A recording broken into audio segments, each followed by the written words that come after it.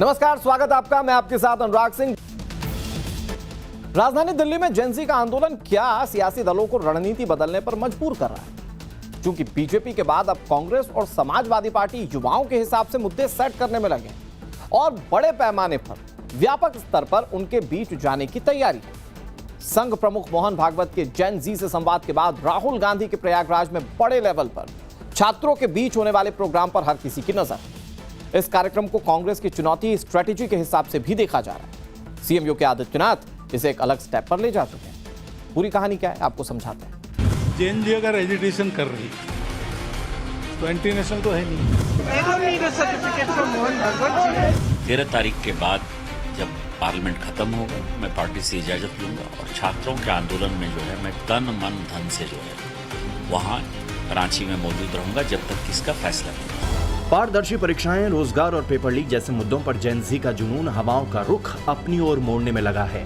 पहले दिल्ली के जंतर मंतर और अब रांची में छात्रों से बात करने को तैयार सरकारों का रुख बता रहा है कि देश का सियासी मिजाज बहुत हद तक जेन-ज़ी के हिसाब से तय होगा, क्योंकि 2029 तक आते आते 38 करोड़ आबादी 14 से 29 साल के युवाओं की होगी, यानी जेन-ज़ी की, जो कि देश की कुल आबादी का 25% रहेगा।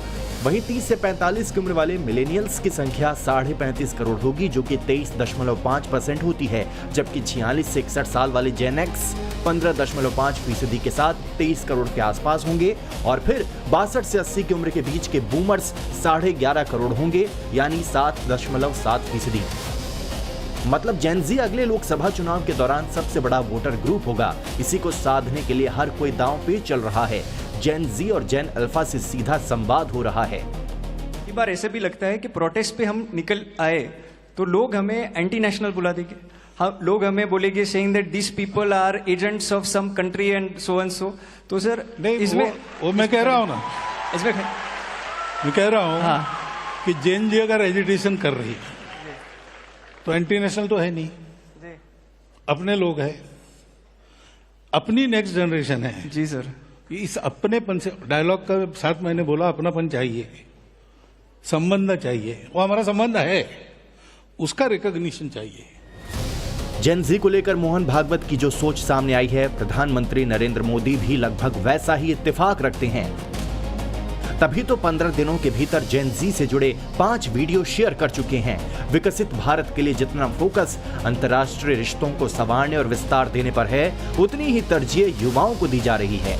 सरकार के सिलेबस में इंस्टाग्राम को प्राथमिकता दिए जाने का चैप्टर भी जुड़ गया है। हालांकि जेन-ज़ी पर कब्जे की कोशिश में कांग्रेस पीछे नहीं रहना चाहती, इसलिए प्रियंका गांधी की तरफ से मोहन भागवत की टिप्पणी को दरकिनार करने की कोशिश की गई। तो क्या लगातार 3 लोकसभा चुनाव की हार को कांग्रेस जेन-ज़ी के दम पर रोकने में सफल होगी? क्योंकि राहुल गांधी ने प्रयागराज में होने वाले छात्रों की गूंज के लिए जो तेवर अपनाए, उस कार्यक्रम को केपी पाठशाला ट्रस्ट ने रद्द करने के बाद कुछ शर्तों के साथ मंजूरी दे दी। 8 अगस्त को राहुल गांधी प्रयागराज के केपी ग्राउंड में होंगे। इस दौरान वो 8 लाख छात्रों से सीधी बातचीत करेंगे। राहुल के प्रयागराज चुनने की वजह नीट पेपर लीक को लेकर छात्रों का जोरदार प्रदर्शन है। हालांकि मायने ये भी निकाले जा रहे हैं कि उत्तर प्रदेश के चुनाव को देखते हुए वो इस वर्ग की नाराजगी को मौके की तरफ भुनाना चाहते हैं।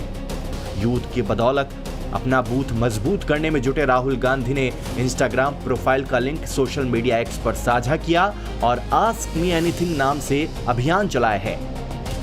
राहुल गांधी का मकसद है कि ज्यादा से ज्यादा युवा उनसे जुड़ें और फिर यही कांग्रेस के लिए वोट में कन्वर्ट हों। हालांकि बीजेपी विरोधियों की ऐसी पहल को सिर्फ भ्रमजाल बताकर नरेंद्र मोदी की नीतियों में भरोसा करने की अपील कर रही है। राहुल गांधी जी प्रयागराज आवे, चाहे देश के अंदर कहीं भी जावें, तो उनके आने और जाने का कोई प्रभाव न युवाओं में पड़ना है, न गरीबों में, न किसानों में और न महिलाओं में। मतलब यह चारों वर्ग भारतीय जनता पार्टी के साथ मजबूती से जुड़ा हुआ है। माननीय प्रधानमंत्री श्री नरेंद्र मोदी जी के नेतृत्व में देश में और मुख्यमंत्री योगी जी के नेतृत्व में प्रदेश में जो सबका साथ सबका विकास का काम हो रहा है, उसका बहुत सार्थक और व्यापक परिणाम है। उस परिणाम के कारण से निरंतर भाजपा आगे बढ़ रही है। छात्रों के लिए तो बात करना चाहिए, सबको बात करना चाहिए। हमारे नेता अखिलेश जी तो लगातार बात कर रहे हैं, सरकार को सुझाव भी दे रहे हैं। तो सभी नेताओं को करना चाहिए, सात से सर्वोच्च पर होता है। 2027 के यूपी चुनाव में पहला जेन जी टेस्ट होगा, जिसके लिए बीजेपी ने अपनी तैयारी शुरू कर दी है। मुख्यमंत्री योगी आदित्यनाथ ने बीजेपी नेताओं को जेन जी से ज्यादा संवाद करने, उन्हें समाजवादी पार्टी के शासनकाल में हुए करप्शन और गड़बड़ियां बताने को कहा गया है। इसके अलावा युवाओं के मुद्दों को भी मैनिफेस्टो में जगह देने की तैयारी की है।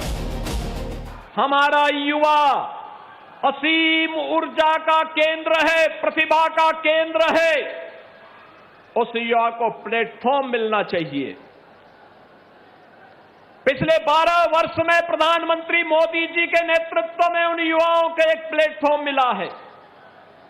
प्रधानमंत्री स्टार्टअप की योजनाएं, प्रधानमंत्री स्टैंड अप की योजनाएं, डिजिटल भारत की योजनाएं, NEP 2020 और अनेक ऐसी योजनाएं हैं।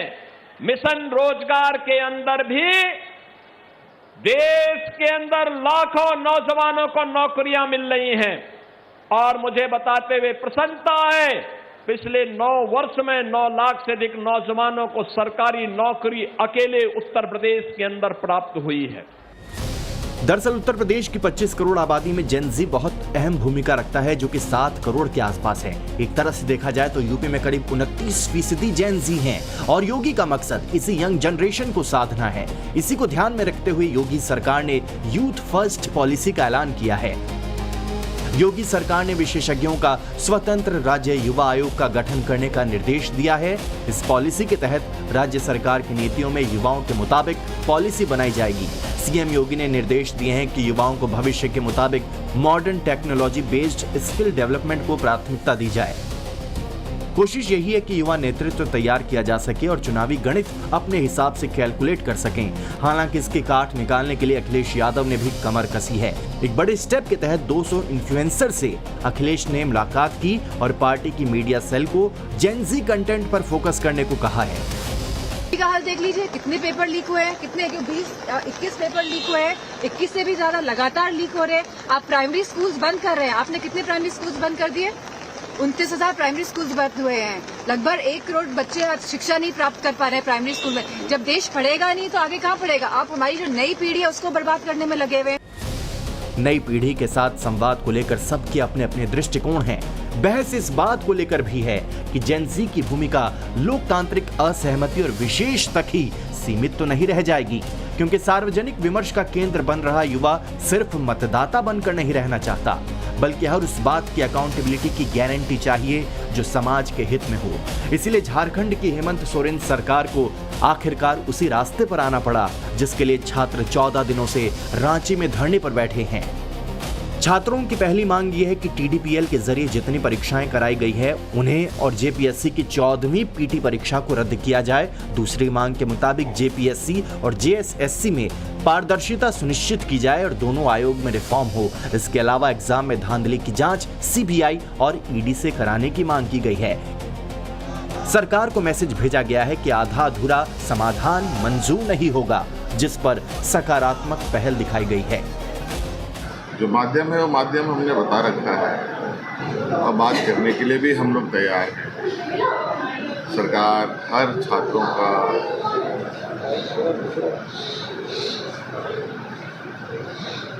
जो की समस्या है उसको जानने की इच्छा रखती है। एक मजबूत और बड़े रिफॉर्म के साथ आगे हम लोग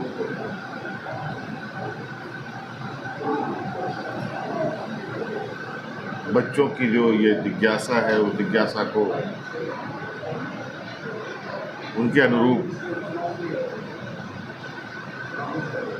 बनाने के उद्देश्य से आगे बढ़े। हालांकि वार्ता के लिए बनाई गई कमेटी में पूर्व महाधिवक्ता और पत्रकार की मौजूदगी से हेमंत सरकार को आपत्ति थी, जिस पर फैसला लिया गया कि संशोधित समिति बनाई जाएगी। मगर अनशन पर बैठे छात्रों की स्थिति बिगड़ती देख कई गुट सामने आए। आइसा से जुड़े लोग भी रांची विरोध प्रदर्शन करने पहुंचे। इनमें आइसा अध्यक्ष नेहा बोरा भी शामिल थी। विधानसभा का घेराव करने निकली नेहा बोरा पर स्याही फेंकी गई।